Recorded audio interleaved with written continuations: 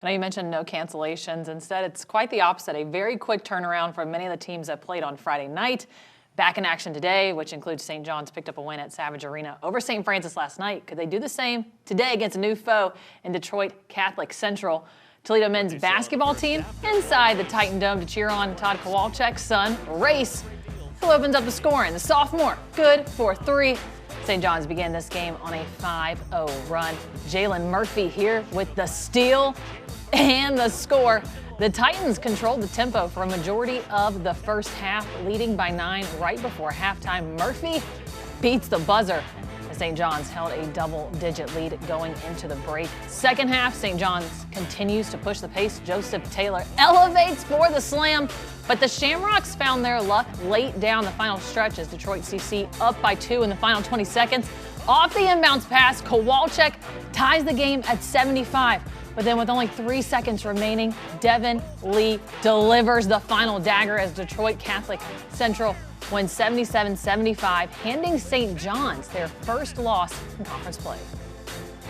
I like a lot of the things that we do. I think we have to clean up on little things. We have to rebound the ball a little better, take care of the ball a little better, and be a little tougher. You know, I think that the margin from us from being a good team to a great team is small, and I think we're still a good team. I think we have a lot of things we can do to become a great team. Mason Lowry and Rodney Martin break down this exciting thriller between the two teams who are going to be familiar with each other down the road. Well, Rodney, I think we just saw the birth of a new rivalry. What do you think? I know we did.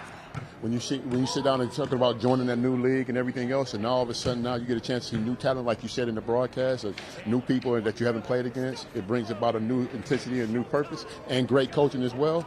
You see that rivalry developing.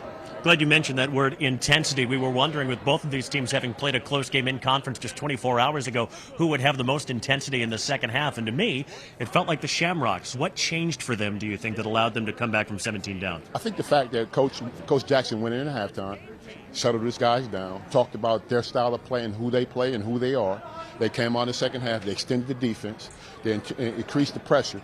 Now they communicated a whole lot better on the defensive end with Nadeau, Lee, and the rest of the crew. And all of a sudden, that made the game a little bit different. Then you rebounded and get out in transition, and then do the fundamental things on the offensive end. It changed the ball game.